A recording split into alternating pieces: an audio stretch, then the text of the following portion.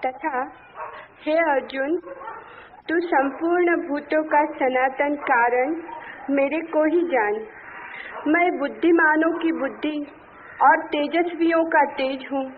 और हे भरत श्रेष्ठ, मैं बलवानों का आसक्ति और कामनाओं से रहित बल अर्थात सामर्थ्य हूँ और सब भूतों में धर्म के अनुकूल अर्थात शास्त्र के अनुकूल काम हूँ।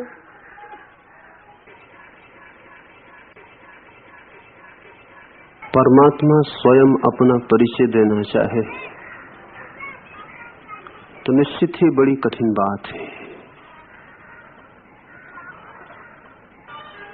आदमी भी अपना परिचय देना चाहे तो कठिन हो जाती है बात, और परमात्मा अपना देना चाहे तो और भी कठिन हो जाती है। एक तो इसलिए कठिन हो जाती है कि परमात्मा भी अपना स्वयं परिचय दे तो सदा ही अधूरा होगा, पूरा नहीं हो सकता। अस्तित्व इतना विराट है और शब्द इतने छोटे पड़ जाते। परमात्मा भी कहना चाहे तो कह के पाएगा कि जो कहना था वो नहीं कहा जा सका है, कहना चाहा था वो छूट गया है, और जो कहा गया है वो बहुत दूर की खबर लाता है। कृष्ण को भी वैसी ही कठिनाई है, और जब भी किसी व्यक्ति के भीतर से परमात्मा ने स्वयं को अभिव्यक्त किया है तब सदा ही ऐसी ही कठिनाई हुई है। कृष्ण की पीड़ा हम समझ सकते हैं। वे जो उदाहरण ले रहे हैं, वे जिन बातों के सहारे समझाने चल रहे हैं, वे बातें बहुत साधारण हैं, लेकिन इसके अतिरिक्त कोई उपाय नहीं, कोई विकल्प नहीं। आदमी से बात करनी हो तो आदमी की भाषा में ही बात करनी पड़ेगी।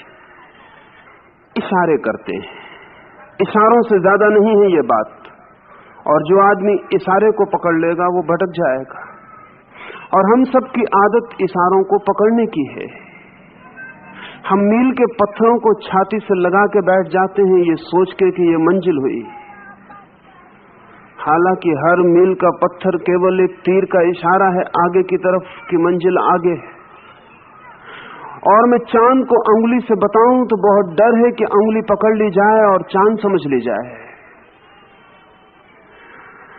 यद्यपि अंगुली चांद नहीं है, लेकिन अंगुली चांद की तरफ इशारा कर सकती है। लेकिन ये इशारा उसी की समझ में आएगा जो अंगुली को छोड़ दे और भूल जाए और चांद की तरफ देखे। और मैंने अंगुली उठाई चांद की तरफ, और आपने सोचा कि शायद मैं अंगुली उठा रहा हूं तो अंगुली में कुछ होगा, और आप मेरी अंगुली से अटक गए तो आप चांद तक कभी भी न पहुंच पाएंगे। अंगुली चांद को बताती है, चांद नहीं। उसे छोड़ ही देना पड़ेगा, उसे भूल ही जाना पड़ेगा।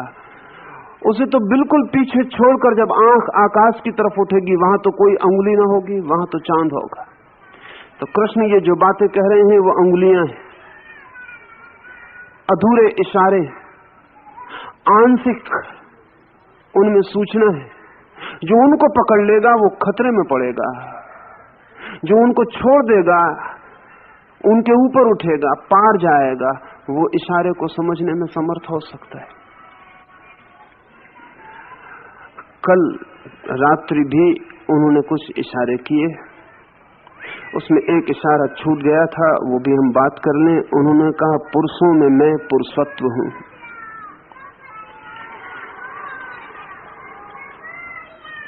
पुरुषों में पुरुषत्व, पुरुष नहीं।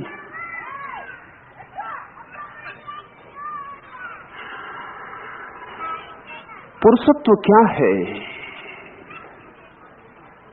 ये संस्कृत का शब्द बहुत कीमती है और इस शब्द के थोड़े से परतों को उघाड़ना जरूरी है। हम सभी जानते हैं कि पुर कहते हैं नगर को, बस्ती को। जिन्होंने पुरुष शब्द का उपयोग किया है उन्होंने कहा है कि ये आदमी तो एक नगर है, ये पुर है, और इसके भीतर एक मालिक बस रहा है, वो पुरुष है। इस नगरी के भीतर जो छिपा है वो। तो पुरुष से अर्थ स्त्री के विपरीत जो है वैसा नहीं है। पुरुष का अर्थ मेल नहीं है। पुरुष तो स्त्री के भीतर भी है। स्त्री और पुरुष जैसा हम प्रयोग करते हैं, ये तो नगर की खबर देते हैं। स्त्री की बस्ती अलग है, उसका शरीर अलग है, और जिसे हम पुरुष कहते हैं उसकी भी बस्ती अलग है और शरीर अलग है। लेकिन भीतर जो बस रहा है पुरुष, उस नगर के बीच में जो बस रहा है मालिक, वो एक है। इसलिए कई को यह ख्याल हो सकता है कि कृष्ण ने स्त्रियों की जरा भी बात न कही। कुछ तो कहना था कि स्त्रियों में मैं कौन, जाति मालूम पड़ती है। सबकी बात कर रहे हैं, और स्त्री कोई छोटी घटना नहीं है कि उसकी बात छोड़ी जा सके। जिसे हम पुरुष कहते हैं उससे तो थोड़ी बड़ी ही घटना है, क्योंकि जीवन के सृजन में पुरुष तो संयोगिक है, एक्सीडेंटल है, स्त्री आधारभूत है। लेकिन कृष्ण ने स्त्री की बात नहीं की, जानकर, क्योंकि पुरुष में स्त्री सम्मिलित हो गई। अगर नगर की बात करते तो फासला था स्त्री और पुरुष का। वे तो उसकी बात कर रहे हैं जो नगर के बीच में बसा है। स्त्री के भीतर भी वो पुरुष है, पुरुष के भीतर भी पुरुष है। फिर भी पुरुष की बात नहीं कर रहे, कह रहे हैं पुरुषों में पुरुषत्व। जैसे कि हजारों फूल को निचोड़ के हम थोड़ा सा इत्र बना लें, ऐसा ही समस्त पुरुष जहां जहां हैं उनके भीतर जो पुरुषत्व है, वो जो निचोड़ है, वो जो इत्र है, वो मैं हूं। ये भी सोचने जैसा है, क्योंकि जब हम कहते हैं पुरुष तो एक पर्टिकुलर, एक विशेष व्यक्तित्व का ख्याल आता है। जब हम कहते हैं पुरुषत्व तो यूनिवर्सल, सार्वभौम सत्य का ख्याल आता है। जब हम कहते हैं पुरुष तो सीमा बनती है, और जब हम कहते हैं पुरुषत्व तो असीम हो जाता है। यूनान में प्लेटो ने जिसे आइडिया कहा है,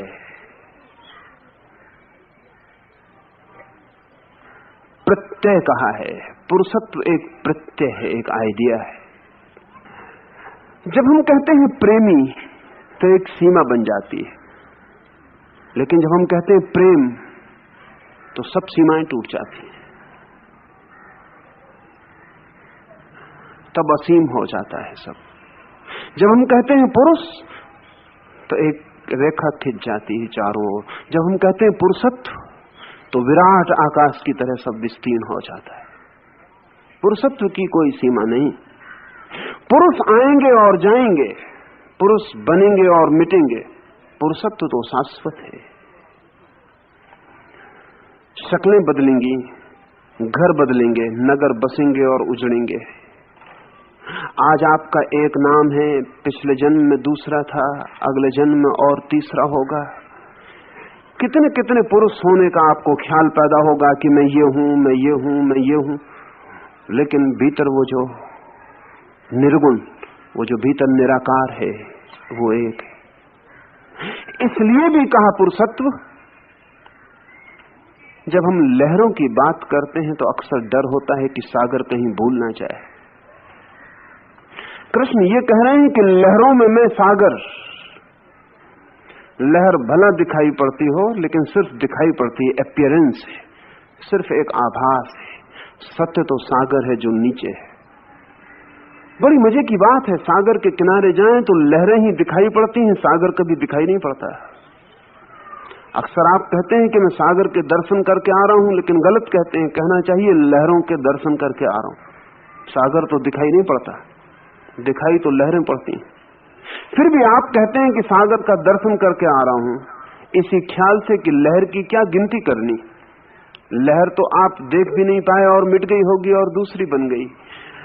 जो मिट गई लहर उसमें भी जो था, और जो बन गई लहर उसमें भी जो है, हालांकि वो आपको दिखाई नहीं पड़ा है, लेकिन आप खबर यही देते हैं कि मैं सागर के दर्शन करके आ रहा हूं। तो कृष्ण लहरों की बात नहीं कर रहे, वो सागर की बात कर रहे हैं। वो पुरुषों की बात नहीं कर रहे, पुरुषत्व की बात कर रहे हैं, जिसके ऊपर सारा खेल निर्मित होता है।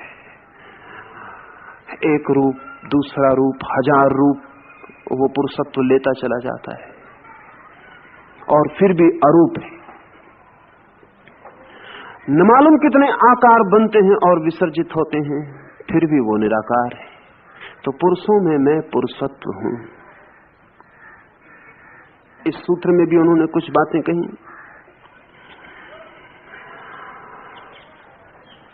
और कुछ कीमती बातें कही। कहा है, वासना से रहित, काम से रहित वीरों का वीर्य हूं। वासना से रहित, कामना से नहीं रहित वीरत्व हूं, वीरता हूं। आदमी वासना में डूबकर बड़े वीरता के कार्य कर सकता है, लेकिन कृष्ण कह रहे हैं कि मैं तब, मनुष्य के भीतर वो जो वीर्य की ऊर्जा घटित होती है, मैं तब वो हूं जब वहां काम ना हो, वासना ना हो। आपको ख्याल दिलाना चाहूंगा, महावीर का जन्म का नाम वर्धमान था, बाद में दिया गया नाम महावीर, और महावीर नाम दिया गया उस वीरता की वजह से जिसकी कृष्ण चर्चा कर रहे हैं। महावीर किसी से लड़े नहीं, लड़ने की बात दूर, पांव फूंक कर रखा कि कोई चींटी न दब जाए, किसी से कोई स्पर्धा न की, किसी से कोई प्रतियोगिता न की। कैसी वीरता है उनकी। अगर महावीर को हम देखेंगे तो उनके चारों तरफ कोई भी तो घटना घटती हुई मालूम नहीं पड़ती जिसमें कि वीरता का पता चलता हो। न युद्ध के मैदान पे लड़ते हैं, न तलवारों भालों के बीच में खड़े होते हैं। कैसे वीर होंगे। लेकिन इस मुल्क ने उनको महावीर कहा, इस मुल्क ने इस सूत्र की वजह से महावीर कहा।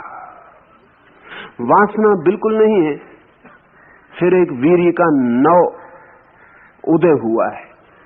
उस वीर को हम थोड़ा पहचाने कि वो कैसा है। महावीर साधना में लगे,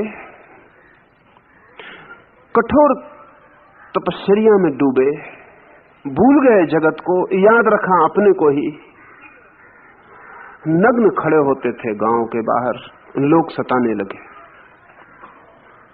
एक दिन सुबह ऐसी घटना हुई, एक ग्वाले ने आके अपनी गायों को वहां चराने के लिए छोड़ा, फिर उसे कुछ काम आ गया तो उसने खड़े हुए महावीर से कहा कि सुनो, जरा मेरी गायों को देखते रहना, मैं अभी लौट कर आता हूं। जल्दी में था, उसने ये भी फिक्र न की कि ये नग्न खड़ा हुआ साधु कुछ बोला नहीं, या सोचा होगा कि मौन सम्मति का लक्षण है, चला गया। दोपहर जब वापस लौटा तो महावीर तो अपने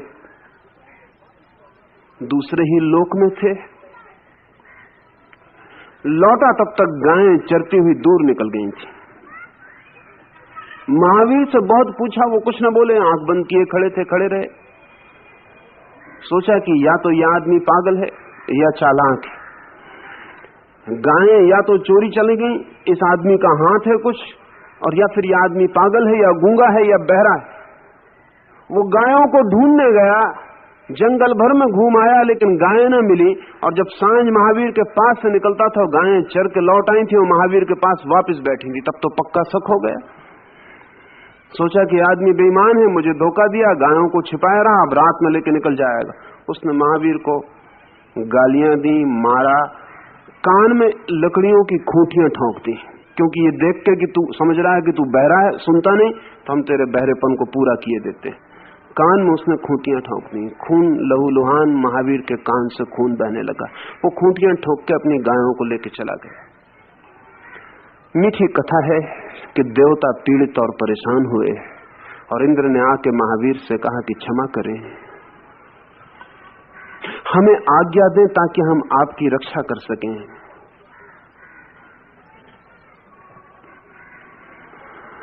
ऐसा दोबारा न हो, अन्यथा बदनामी हमारी होगी कि भले लोग जमीन पर थे और महावीर के कान में खूंटियां ठोक दी गई। हमें आज्ञा दें। महावीर ने आंख खोली और कहा, वो ग्वाला भी अपने ढंग से मुझे विचलित करने आया था, तुम अपने ढंग से मुझे विचलित करने आए हो। मुझे छोड़ दो, मुझ पर जो भी होना है मुझे अकेले पर होने दो। जन्मों जन्मों बहुत तरह के साथ मैंने लिए, सब साथ व्यर्थ गए, अब मैं अकेला हूं। जन्मों जन्मों न मालूम कितने कंधों पे हाथ रखे और सोचा कि वो साथी बनेंगे, कोई साथी कभी बना नहीं, अब मैं अकेला हूं। अब ये वीरता दिखाई नहीं पड़ेगी बाहर किसी युद्ध के मैदान में, लेकिन युद्धों में जो वीर हैं वो बच्चे हैं। महावीर की वीरता यह है कि वो कहते हैं अब संगी और साथी न बनाऊंगा, अब अकेला काफी हूं। जन्मों जन्मों बहुत संगी साथी बनाए, सब व्यर्थ खो गए। पाया आखिर में कि अकेला हूं, अब मुझे तुम अकेला ही होने दो। और एक तरह से वो विचलित करने आया था, तुम दूसरी तरह से विचलित करने आए हो। इंद्र ने कहा, आप हमें गलत ना समझें, हम आपको विचलित करने नहीं, सिर्फ रक्षा करने आए। महावीर ने कहा कि जिनने भी मेरे लिए सदा वचन दिए रक्षा करने के, और जिन्होंने कहा हम रक्षा करेंगे, वो ही थोड़े दिन में मेरे कारागृह बन गए। जिनने भी कहा था कि हम रक्षा करेंगे, जिनने भी कहा था हम साथ देंगे, संगी बनेंगे, दुख से बचाएंगे, आखिर में मैंने पाया कि वही मेरे दुख के कारण बने और वही मेरे कारागृह की दीवारें बने। अब नहीं, अब मैं अकेला काफी हूं। अब सुख हो कि दुख, मैं अकेला काफी हूं, तुम मुझे मुझ पर छोड़ दो। महावीर ने कहा है, एक ही वीरता है इस पृथ्वी पर अकेले होने का साहस, the courage to be alone. बहादुर से बहादुर आदमी भी अकेला नहीं हो सकता, कम से कम तलवार तो साथ में रखता ही। इसलिए जिसके हाथ में तलवार देखें समझ लेना कि भीतर कायर छिपा है, नहीं तो तलवार किसके लिए। महावीर नग्न खड़े, हाथ में एक लकड़ी का टुकड़ा भी नहीं। कृष्ण कहते हैं, जिसकी वासना हट गई, जिसका काम हट गया, उसमें मैं वीरी हूं, उसमें मैं बल, उसका मैं बल हूं। इसमें एक बात और समझ लेने जैसी है, जहां भी काम वासना है वहां वीर होना उसी तरह आसान है जैसे किसी आदमी को शराब पिला दी जाए और लड़ने को भेज दिया जाए। नशे में बहादुर हो जाना आसान है क्योंकि नशे में आदमी मूर्छित होता, इसलिए हाथियों को जब युद्ध पर भेजते हैं तो शराब पिला के भेजते हैं, क्योंकि मरने का ख्याल ही नहीं रह जाता, होश ही नहीं रह जाता। काम वासना भी एक जहर है, एक इंटॉक्सिकेंट है, और जब आप काम वासना से भरते हैं तो काम वासना से भरा हुआ आदमी आग लगे मकान में प्रवेश कर सकता है। हमने तुलसीदास की कहानी हम सबने सुनी है। काम वासना से भरा हुआ आदमी मुर्दे को नदी में हाथ का सहारा लगा के पार हो गया। उसे पता न चला कि मुर्दा है, उसने समझा कि कोई लकड़ी का टुकड़ा है, इसके सहारे में पार हो जाऊं। तुलसीदास लटके हुए वर्षा की अंधेरी रात में छज्जे से लटके हुए सांप को रस्सी समझ के ऊपर चढ़ गए। रस्सी दिखाई पड़ी, सांप दिखाई ना पड़ा, आंखें अंधी थी। वासना ही क्या जो अंधा न कर जाए। कोई कह सकता है कि बड़े बहादुर रहे होंगे तुलसीदास, सांप को पकड़ के चढ़ गए, कम बहादुर है। लेकिन तुलसीदास नहीं चढ़े सांप को पकड़ के, सांप को पकड़ के वासना चढ़ी। वासना अंधी, उसमें कोई बहादुरी नहीं होती। तुलसीदास नहीं चढ़े सांप को पकड़कर। तुलसीदास को सांप दिख जाता तो भाग खड़े होते, वो दिखाई नहीं पड़ा, आंखें अंधी थी। जब आंखें खुली, जब पता चला कि क्या किया है। तीव्र वासना के क्षण में आप मूर्छित होते हैं, बेहोश होते हैं। बेहोशी में बल का कोई अर्थ नहीं, पागल होते हैं। पागलपन में बल का कोई अर्थ नहीं है। इसलिए कृष्ण उसे काट देते हैं। वो कहते हैं काम वासना को छोड़कर, बलवानों का मैं बल हूं। और भी एक बात कहते हैं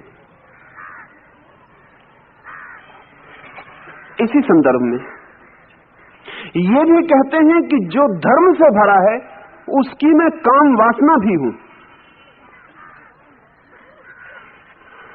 ये उल्टे दिखाई पड़ेंगे वक्तव्य। बलवान के लिए कहा जो काम वासना से रहित है उसका मैं बल हूं, लेकिन तब सवाल उठ सकता है कि फिर ये काम वासना का क्या होगा। तो कृष्ण कहते हैं काम वासना भी मैं हूं उसकी जो धर्म से भरा है। इसका क्या अर्थ होगा? धर्म से भरी काम वासना का क्या अर्थ होगा? जैसे ही व्यक्ति के जीवन में धर्म उतरता है वैसे ही काम वासना वासना नहीं रह जाती, वैसे ही काम, सेक्स, यौन नहीं रह जाता। इसे थोड़ा समझना जरूरी है। कुछ ऐसा है कि जिस व्यक्ति के जीवन में धर्म का अवतरण हुआ उस व्यक्ति के जीवन का सभी कुछ धार्मिक हो जाता है। धर्म इतना डुबाने वाला है कि सिर्फ आपकी बुद्धि को ही डुबाएगा ऐसा नहीं, सिर्फ आपके हृदय को ही डुबाएगा ऐसा नहीं, आपके शरीर को भी डुबा लेगा। धर्म इतनी बड़ी घटना है, घटे तो आप पूरे के पूरे उसमें डूब जाएंगे। आपकी काम वासना कहां बचेगी, वो भी उसमें डूब जाएगी। कहना चाहिए कि धर्म का अमृत ऐसा है कि अगर जहर की बूंद भी उसमें पड़ जाए तो अमृत हो जाएगी। हमें समझना बहुत कठिन होगा। हमारी सामान्य समझ तो ये कहती है कि वो सारा का सारा अमृत जहर हो जाएगा अगर एक बूंद जहर की पड़ गई, क्योंकि जहर से ही हम परिचित हैं, अमृत से हम परिचित नहीं हैं। हमने जहर ही जाना है, हमने अमृत जाना नहीं है। सच बात तो यह है कि अमृत की कसौटी और परीक्षा ही यही है कि वो जहर को अमृत बना पाए, अन्यथा उसकी कोई कसौटी नहीं, कोई परीक्षा नहीं। धर्म की कसौटी ही यही है कि आपके भीतर जो जहर है वो अमृत हो जाए, आपके भीतर जो यौन है, जो वासना है, कामना है, वो भी राम अर्पित हो जाए, वो भी प्रभु समर्पित हो जाए, वो ऊर्जा भी ब्रह्म की ऊर्जा बन जाए। क्या होता होगा जब कोई व्यक्ति धर्म से भरता होगा तो उसकी काम वासना की गति क्या होती होगी? उसकी काम वासना की गति आमूल बदल जाती है। अभी आप काम वासना से भरते हैं अचेत होकर, मूर्छित होकर, विक्षिप्त होकर निर्णय करते हैं 1000 बार कि काम वासना से बचूंगा बचूंगा बचूंगा, और आप निर्णय करते रहते हैं और भीतर वासना संग्रहित होती चली जाती है, और एक क्षण आता है कि आपके निर्णय का पत्थर उठा के फेंक दिया जाता है और वासना का झरना फूट पड़ता है। फिर कल से आप पछताएंगे और फिर पछता के यही करेंगे कि फिर वासना को दबा के इकट्ठा करेंगे, और फिर वो वक्त आएगा कि आपका संकल्प तोड़ के वासना पुनः बह उठेगी। अभी वासना का हम पर हमला होता है, वी आर द विक्टिम्स। अगर इसे ठीक से समझें तो हम वासना के मालिक नहीं हैं, शिकार हैं। वासना हमें पकड़ लेती है भूत प्रेत की भांति और हमसे कुछ करा डालती है जो कि शायद हमने अपने होश में कभी ना किया होता। और जब हम होश में आते हैं तो पछताते हैं, दुखी और पीड़ित होते हैं कि हमने ऐसा सोचा, ऐसा किया, लेकिन फिर वही होता है। हम वासना के हाथ में धागे बंधी हुई गुड्डियों की तरह हैं जो नाचते हैं। प्रकृति हमसे काम लेती है, हम प्रकृति के गुलाम हैं। प्रकृति आज्ञा देती है और हम काम में लग जाते हैं। धर्म से भरे हुए व्यक्ति को प्रकृति आज्ञा देना बंद कर देती है। असल में जो व्यक्ति धर्म को उपलब्ध होता है, प्रकृति की आज्ञा सीमा के बाहर हो जाता है। प्रकृति उसे कोई भी आज्ञा नहीं दे सकती। और एक नई घटना घटती, एक धर्म को उपलब्ध व्यक्ति प्रकृति को आज्ञा देने लगता है। एक आमूल रूपांतरण होता है। जब तक हम अधर्म में जीते हैं तब तक प्रकृति हमें आज्ञा देती है, हम गुलामों की तरह होते हैं। हम चलाए जाते हैं, चलते नहीं। हम खींचे जाते हैं, चलते नहीं। हम धकाए जाते हैं, हम चलते नहीं। हमारी जिंदगी, हमारी वृत्तियों का जबरदस्ती दबाव है। न तो आपने कभी क्रोध किया है, क्रोध करवाया गया है, न आपने कभी काम वासना की है, काम वासना करवाई गई है। आप सिर्फ एक विक्टिम है, एक शिकार है जो चारों तरफ से आपको धक्के दिए जा रहे हैं। जैसे हवा में पत्ता कपता है, बाएं हवा बहती तो बाएं और दाएं बहती है तो दाएं। वो पत्ता भी शायद मन में सोचता होगा कि अब बाएं बहुत थक गया, अब जरा दाएं बहूं। जब हवा दाएं चलने लगती है तब वो सोचता है अब दाएं चलूं। वैसे ही आप सोचते हैं कि मैं क्रोध कर रहा हूं, कि मैं वासना से भर रहा हूं। नहीं, आप सिर्फ भरे जाते हैं। आप बिल्कुल हेल्पलेस विक्टिम, असहाय शिकार हैं। धर्म से भरा हुआ व्यक्ति प्रकृति के ऊपर उठता है, वो प्रकृति को आज्ञा देना शुरू करता है। वैसे व्यक्ति के जीवन में काम वासना वासना नहीं रह जाती। हाँ, वैसे व्यक्ति के जीवन में यदि काम की कोई घटना भी घटे, जैसा कि कुछ घटनाएं घटी, तो उनके कारण बहुत ही दूसरे होते हैं। जैसा जीसस के बाबत कहा जाता है कि वो कुंवारी मरियम से पैदा हुए। ये उदाहरण मैं दे रहा हूं ताकि आपकी समझ में आ सके कृष्ण की बात। जीसस के बाबत कहा जाता है कुंवारी मरियम से, वर्जिन मैरी से पैदा हुए। अब कुंवारी लड़की से कोई कैसे पैदा होगा, लेकिन हो सकता है। अगर कृष्ण के सूत्र को समझें तो हो सकता है। मैरी, जीसस की मां, किसी काम वासना से भर के अगर संभोग में न उतरी हो,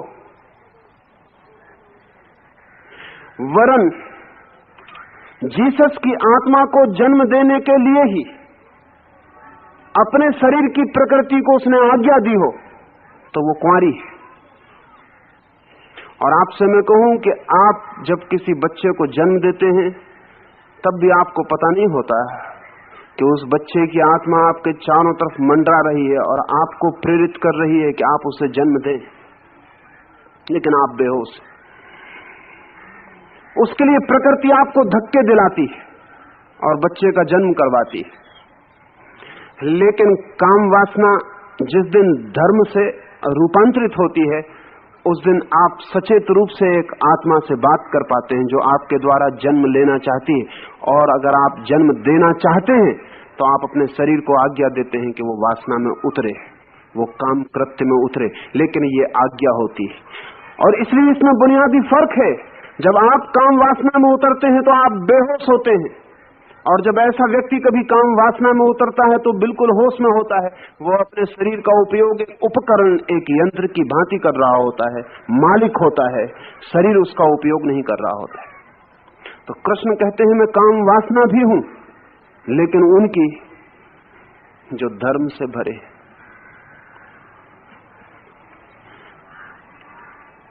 जीवन में बहुत से सत्य खोज लिए थे जो धीरे धीरे बार बार खो जाते। उनमें से एक सत्य ये भी था। इस संदर्भ में एक बात आपको कहना चाहूंगा। आज सारी पृथ्वी पर संतति निरोध का आंदोलन है। सब जगह किसी भी तरह आने वाले बच्चों को रोकना है। लेकिन एक ही उपाय मालूम पड़ता है, और वो ये कि हमारे शरीर में कुछ फर्क किया जाए, और कोई उपाय नहीं मालूम पड़ता। एक ही उपाय मालूम पड़ता है कि हमारे शरीर की ग्रंथियां काट डाली जाएं, या शरीर में ऐसे रासायनिक द्रव्य डाले जाएं, या ऐसा इंतजाम किया जाए कि आने वाली आत्मा जो हमारे भीतर प्रवेश करती है वो अवसर न पा सके और प्रवेश न कर पाए। ये बड़ी असहाय स्थिति है। इससे अन्यथा नहीं हो सकता क्या? लेकिन आदमी को देख कर नहीं कहा जा सकता कि हो सकता है। दूसरी बात भी हो सकती है। कृष्ण के सूत्र से वो बात दूसरी निकलती। हम व्यक्तियों को इतना सचेतन बना सकते हैं, शरीर को बदल के नहीं, उनकी चेतना को बदल कर, कि जब कोई आत्मा उनसे निवेदन करे कि वो जन्म देने वाले बने तो वो इनकार कर सके, या जरूरत हो तो जन्म दे सके। इस संबंध में मैं आपसे ये भी कहना चाहता हूं कि हजारों वर्ष तक भारत ने इसका प्रयोग किया है। इस बात के सैकड़ों प्रमाण हैं। इस बात का प्रयोग किया गया है। इस प्रयोग की पूरी साइंस विकसित की गई थी। जैसे कि आपने अगर महावीर या बुद्ध का जीवन पढ़ा हो, तो इस मुल्क में एक पूरा का पूरा ड्रीम एनालिसिस, एक स्वप्न विज्ञान निर्मित किया था। फ्रायड ने तो अभी अभी स्वप्न के लक्षणों को समझना शुरू किया। वो भी समझ अभी बहुत बालपन की, वो भी बहुत गहरी नहीं। लेकिन जैन परंपरा कहती है कि जब तीर्थंकर किसी मां के गर्भ में प्रवेश करता है तो इस तरह के स्वप्न इस समय पर उस मां को आने शुरू होते। वो इस बात की खबर है कि तीर्थंकर की कोटि की आत्मा उस मां के गर्भ में प्रवेश करना चाहती है। वो स्वप्न सूचनाएं, उन स्वप्नों से खबर मिलती है कि कोई एक विराट आत्मा मां के भीतर प्रवेश करना। वो स्वप्न जो है सिंबॉलिक मैसेजेस है। और ये बड़े मजे की बात है कि जैनों के 24 तीर्थंकर बहुत लंबे फासले पर हुए, अंदाजन कम से कम 10,000 साल का फासला, कम से कम, इससे ज्यादा हो सकता है। लेकिन उनकी माताओं को आने वाले स्वप्नों का क्रम एक। वो स्वप्न सूचक हैं। वो इस बात की खबर दे रहे हैं कि इनकार मत कर देना, क्योंकि जो व्यक्ति पैदा होने वाला है वो तुम्हें सिर्फ मार्ग बना रहा है, लेकिन इस जगत के लिए बहुत काम का है। उसको इनकार मत कर देना। वो कोई साधारण आत्मा नहीं जो तुमसे आ रही है। और बुद्ध के मामले में तो ये भी जाहिर था कि बुद्ध जिससे भी जन्म लेंगे वो मां जन्म दे के तत्काल मर जाएगी, जी ना सकेगी। क्योंकि बुद्ध जैसे व्यक्तित्व को जन्म देना, हम जानते हैं साधारण बच्चे को देने में कितनी प्रसव पीड़ा होती है। साधारण बच्चे को जन्म देने में कितनी प्रसव पीड़ा होती है, लेकिन शरीर को ही पीड़ा होती है। बुद्ध जैसे व्यक्ति को जन्म देने में आत्मा तक प्रसव पीड़ा का प्रवेश होता है। वो कोई छोटी घटना नहीं है, एक बहुत महान घटना, एक विराट घटना घट रही है शरीर के भीतर। तो ये जाहिर सी बात कि बुद्ध की मां जन्म देने के बाद बचेगी नहीं। फिर भी बुद्ध की मां राजी थी, क्योंकि बुद्ध जैसा व्यक्ति पैदा होता है ये सौभाग्य छोड़ने जैसा नहीं है। और कहा जाता है कि देवताओं ने बुद्ध की मां को न मालूम कितनी कितनी तरह से राजी किया और कहा कि इनकार मत कर देना, क्योंकि जो व्यक्ति आ रहा है वो करोड़ों के जीवन को प्रकाशमान कर देगा। उसके लिए इतना कष्ट झेलने की तैयारी रखना। बुद्ध ने घोषणा की है कि 2000 साल बाद मैं पुनः एक नए रूप में मैत्रेय के रूप में पृथ्वी पर उतरूंगा। 2000 साल पूरे हो गए, लेकिन मैत्रेय को ठीक गर्भ नहीं मिल पा रहा है। इसलिए एक अड़चन खड़ी हो गई है। इसलिए जो लोग जीवन की गहराइयों से संबंधित हैं, उनकी इस वक्त सबसे बड़ी बेचैनी यही है कि कोई माँ मैत्रेय को ग्रहण करने के लिए तैयार हो जाए, लेकिन कोई माँ पृथ्वी पर दिखाई नहीं पड़ती है। बुद्ध का वचन खाली न जाए, इसलिए और तरह के प्रयोग भी किए गए, वो भी असफल हो गए। कोई गर्भ देने वाली मां नहीं मिलती है, तो कोशिश ये की गई कि किसी व्यक्ति के शरीर में, जीवित व्यक्ति के शरीर में ही बुद्ध की आत्मा को प्रवेश करा दिया जाए और एक ही शरीर से दोनों आत्माएं काम कर लें। ये आत्मा जो मौजूद है सिकुड़ जाए और उस आत्मा को जगह दे दे। वो प्रयोग भी सफल नहीं हो सके। कृष्ण मूर्ति के साथ भी वही प्रयोग किया गया था, वो सफल नहीं हो सका।